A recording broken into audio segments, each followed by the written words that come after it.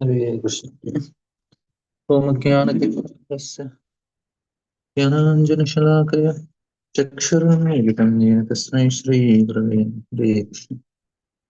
So when Duryodhana and Arjuna both go to Krishna asking for the help before the Kurukshetra battle, then Krishna he tells that okay, I am not going to fight, and one side, and uh, I'll have my army. So you can choose both. Arjuna chooses Krishna, and Duryodhana chooses his army. So after Duryodhana goes, Krishna asks Arjuna, "Why did you choose me?" So for that, Arjuna says, "My dear Lord, I want to be on your side." And that is actually the most important thing. He says that I want to follow your will. That's why I want to be. If I am opposite side, I don't know what I will do. I cannot do anything. I want to follow your desire. So for us also in life, na, most important thing is to follow the desire of Krishna. That is the most important thing we should do. We should know what is the desire of the Lord and try to follow the desire. Any other activity is actually Shrama Eva Kevalam. It's a waste of time. That's what Shastra says. We have to understand what is the will of Lord and try to execute it. And if we are doing any other activity, no, Dharmasvanishtita pumsam vishwaksena katase nautpadetitim shramayeva kevalam. That is actually waste of time. We have to work in the direction that, oh, am I pleasing the Lord? Am I going according to the will of the Lord? Any other activity is waste only. And regarding this reincarnation, we get not just one species. Like we are going to go through the same species many times, like 4 times lizard life, 5 times the life of a dog, 10 times some other species. That's how the karma will be. Means we will not be able to complete the life of a dog in one lifetime also. We may have 5 6 lifetimes of dog, so that to complete the karma of a dog mentality, the consciousness which we have, we are not evolving in the body is given according to the consciousness. So I have this consciousness, I get that body. Whatever consciousness I have, I get that body. So that is the system that is given. We have to be very clear about it. Like uh, it is proportionate to the consciousness, and I have developed that consciousness, I am going to get that body. And if somebody is very, very, very dull, then he goes to the lower species. And if he has somebody, he will be trained in the hellish planets to take up the bodies also. That is also another thing. If a person has to be given the body of a hog, he has to be in the hell and eat stool for quite a long time so that he get used to it. Then he gets a body of hog. Then he starts enjoying that. That's what third canto Bhagavatam says. So anyway, here we will come to what type of this is an interesting discussion about from Narada Muni to Prachini Barhya. He is telling that King Puranjana had unlimited desires for sense gratification. This is the greatest problem we have. Ours also are unlimited. Presently, we have what is happening is we are exposed to a little a restricted environment. In that, we are exercising our enjoyment, but our desire for enjoyment is unlimited. This we should very clearly understand. Now we may say, "Oh, Prabhuji, I am not interested in much eating. Prabhuji, I am not much interested in many of the sense enjoyment." Yeah, because the body is restricting us, environment is restricting us. That's why. If suddenly we get a heavenly body, our scope of enjoyment will increase. Then the desires will also increase. So that is the reason we have to keep our life very simple and not to get into an environment where it is where we get exposed to all these sense pleasures. We have to restrict ourselves so that our mind will be able to focus on Krishna. Otherwise, it is not possible. It is a limitation of the body and limitation of mind. But this is the karma we got. That's why we are having these limitations. We should know that it is a limitation within the mind that is stopping me. If you see some people who get a different type of mind in heavenly planets, their mind is huge and their scope for enjoyment is also huge. For us, it is not possible. So because our karma restricts us. Say now in this world also we can see now some people, they have huge intelligence, they have so much energy, they have so much power, determination, and we have very little. If you take the presidents of the countries, they are very powerful peoples, and we may say how? Because their mind is very big. So their scope for enjoyment is also big. We are giving very limited. So within that only we are trying to exercise. So here he says unlimited desires for sense enjoyment. Consequently, it travels all over the world to find a place where all his desires could be fulfilled. Unfortunately, he found a feeling of insufficiency everywhere. So this is another very important. Uh, that we cannot satisfy our desires because their lumber is unlimited. And as soon as we satisfy, the amount grows. So it is like putting ghee in the fire. So this is the analogy that we get. And very important point is I like material sense enjoyment with society, friendship, and love is herein compared to a drop of water falling on a desert. Desert requires ocean of water to satisfy it. And if only a drop of water is supplied, what is the use? And this is everywhere it is explained. Chapala Sukha. Why it is a drop of pleasure? Because we have a tendency, we are unlimited tendency. We have the soul is eternal. And now what is happening? It is see another very important point. Why people travel? So this is a very important understanding we should get. People travel because they get new experience. Knowledge is also happiness. You travel to new places, you start knowing new things, and that gives another type of pleasure. So any movement we are doing, anywhere we are going, it is a pleasure. Why we want to browse on internet? Because we want to gain knowledge, because knowledge is also another type of pleasure. This also should be understood. We all are, why we are interested in opening the news and watching, because we want to get more knowledge, more experience. So the traveling people want to go to Singapore, people want to go to Sweden, want to go to New Zealand, or even within India, they want to go to different places. Why they want to go? Because there is new experience, new pleasure. So soul is searching for pleasure, but it is like a drop of pleasure only. Of course, it's quite big. You have good money, you can travel all over the world to get that. The knowledge is pleasure. Please try to understand. And that is the reason people travel. Another reason people travel is to eat, because you want to go to new places to experience the pleasure of tongue also. You get new things to eat.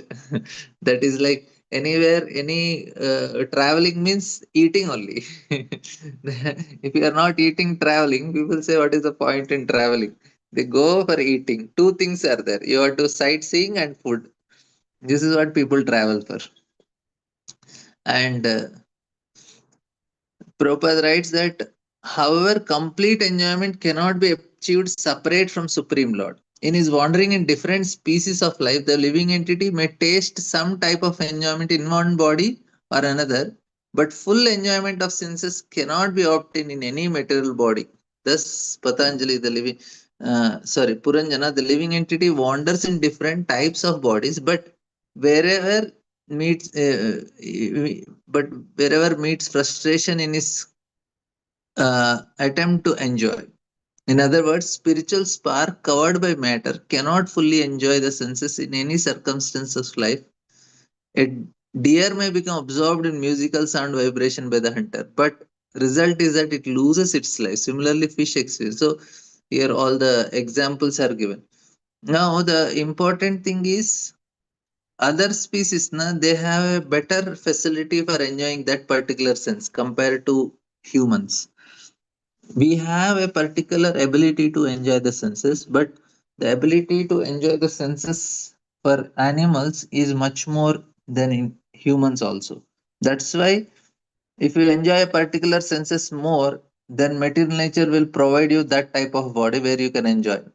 If I enjoy eating, then I will be given a body of a animal which enjoys nice eating, say elephant or a hog or some other. Whole day you can eat and without restriction. Say somebody is doing something publicly, boy and girl are expressing their affections in the public, and it's a public nuisance. For humans, we feel it's a nuisance. What are they doing in publicly? In metro trains and some public parks and other things. So now what material nature does? Okay. You would want to do it publicly, take a body of a dog. So if dogs are doing in public, dogs nobody minds. It's not public nuisance. Entire nature is facilitating the based on the consciousness of living entity. It is always facilitating. You want this, you take it. You want it, you take it. That means any activity you can the sense enjoyment for animals is sometimes much more for that particular sense. Like a dog, the smell for a dog, the sense of smell for a dog is very high, so it can enjoy very high in terms of smell compared to humans, because it can smell very nicely. Humans cannot do it. So if you can smell nicely, you can get the finer aspects of smell also very nicely. So you enjoy very nicely. In terms of taste, also like that. Some species they can enjoy very nicely, like and for some sound and other things like fish and all. For them, the whole body it can experience the pleasure of sound and all. So this is very clear to understand that this is advantage in other species of life. Like pigeon can have sex 25 times in 1 hour or 1 day or whatever. Humans cannot have. So that pleasure is more experience in a pigeon. If somebody is interested, they can take that body like that. And same with the help of singing. Somebody is so much into singing, then they'll get a body of a nice beautiful bird. They can happily sing whole day without objection. And so they end up in all these reality shows. So many singing competition happens and they are whole day practicing singing some film songs and all these entertainment songs, nothing connected to Krishna. And they will all get nice bodies of bird. Some koel and other nice bodies are available in this creation. Material nature facilitates because they are interested in singing. They always need a mic to sing, but when you get a body of a bird, whole day you sing without a mic. You enjoy. So all the best for them. And they are getting here also some nice appreciation, and they are very proud that they are very good singers, and they try to enjoy it. But so like that. So you enjoy better in other species. So that's why Prabhupada is telling they go to different species to enjoy. And here we see that this is the uh, facility material nature is giving. Lord is as a Paramatma in the heart. He is seeing the desire of the living entity and he facilitates. Once while wandering in this way, he saw on the southern side of Himalayas in a place known as Bharatavarsha, India city that has 9 gates, all above or about, and was characterized by all auspicious facilities. So now here Bharatavarsha is is for karma bhumi. So here you can enjoy, you get facilities to go to higher planetary systems. There you can enjoy. Here human species na, we have some facilities for enjoying, but heavenly pleasures are quite good because your senses are unlimited there. Here they are very limited. I was telling na, our mind and senses are limited, that's why our scope for enjoyment is limited. But if you go to higher planet systems, you are given quite a good facility for enjoying, even in terms of senses also. Like say, how many gulab jamuns I can eat? I can eat maybe four, five, six. Even if I eat 10 also, I may not get the same pleasure on the 10th gulab jamun which I got in the first gulab jamun because the dopamine does not flare. But in heavenly planets, not like that. You can enjoy happily, and you don't have digestion problem. You don't have problem with what will happen. I need a washrooms, running water. Those problems are not there in heavenly planets. You can happily enjoy. So, uh, so now what a living entity do? They in the Bharat Varsha only you can do all these activities so that you can go to heaven. There is no other place. So that's why he choose Bharatavarsha because it's a karma bhumi. You can go. So Prabhupada says, whoever takes birth in the land of Bharatavarsha attain all facilities of life. He may take advantage of all these facilities for both material and spiritual advancement. To material advancement, we can go, and thus make it. After attaining the goal of life, material advancements we can go to heavenly planets. Spiritual advancement we can do spiritual. So both are there. So, after attaining the goal of life, one may distribute this knowledge and experience all over the world for humanitarian purpose. In other words, one who takes birth in land of Bharatavarsha by virtue of his past pious activities gets all facility to develop the human form of life. You see, even to take birth is also why this is karma bhumi. You get an opportunity to get out of it. So, Prabhupada is telling that the time of Maharaj Yudhishthira or Lord Ramchandra, people were free from all anxieties. There was not even extreme cold or extreme heat. Three kinds of miserable conditions there are not there that time. Why? Because this earth that facilities are available. If you people live in a proper way, proper consciousness, they can really experience something high. And but at present, compared to other countries on earth, India is artificially disturbed. Despite their material disturbances, however, the country's culture is such that one can easily attain goal of life, namely salvation, liberation. Thus, in order to take birth in India, one must have performed many pious activities in past life. See, such a great blessing to be born in India, because here the culture is supporting. What happened when Prabhupada went to West and he preached? Many of them they took to Krishna consciousness, but unfortunately they could not continue practicing. You see now very less people are practicing who are there that time Prabhupada time. Why? Because the culture don't support for them. In India, we have the advantage. Once people take Krishna conscious, whole life they'll practice because culture supports here. In West, it is not possible. Even now in the West, whatever preaching happens, it is happening to Indians only because they have some culture. Cultural support is very much needed. In America, they don't have that culture to support.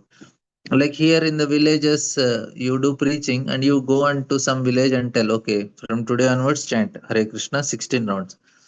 And if you go after many, many years, you will still find them chanting 16 rounds. They don't need anything else. They say, हमारे गुरुजी ने बता दिया, बस chant her whole life. There are many simple people like that. So culture supports. And once you do, once the woman in the house takes up Krishna consciousness, whole house is Krishna conscious. They'll make sure the children are chanting, grandchildren are also chanting. So that is the culture is supporting. Of course, now things are changing. People are becoming more materialistic, but still the advantage is there. And another thing is Prabhupada's writing. That is why, in order to take birth, one must have performed many pious activities in past life. You see, unfortunately, people are not understanding how valuable the the place of Bharatavarsha, India is, where we are staying. So in this, so they have to know how fortunate they are to be born here. If they are not taking advantage, it's the most unfortunate thing. In this verse, the word Lakshita Lakshanam indicates that the human body attained in Bharatavarsha is very auspicious. In India, it's very Vedic culture is full of knowledge, and a person born in India can fully take advantage of Vedic culture, cultural knowledge, and the cultural system known as Varnashram Dharma. Even at the present time, as we travel all over the world, we see that in some countries, human beings have many material facilities but no facility for spiritual advancement. You see, this is Prabhupada's writing. We find everywhere the defects of one sided facilities and lack of full facilities. A blind man can walk but not see, and a lame man cannot walk but can see. Anda pangum nyay. The blind man may take the lame man in his shoulders, and he walks, the lame man may give him direction. Thus combined, they walk. So Prabhupada is telling Western countries are ample facilities for material comfort, but no one has idea of spiritual advancement. So many are hankering for it. Unfortunately, Krishna conscious movement is there to help them. And Prabhupada is telling, in India, any man in village, unaffected by the industrial cities of India, can still live in any condition and make spiritual advancement. So that is there in India still now. So the body has been called the nine gates. So this is we all heard about it. Prabhupada says we are gradually introducing the system in order to centers our society. One can take advantage, take Mahaprasadam and make advancement. So then the lame of India can walk with the help of Westerns, and blind Westerns can see with the help of lame man. In short, the material advancement of Western countries and spiritual assets of India should combine for the evolution of human society. So this is the formula which Prabhupada is giving. Any questions, comments? Okay. Thank you all very much. Kantarashramad Bhagavatam ki jai, Srila Prabhupada ki jai. Hare Krishna.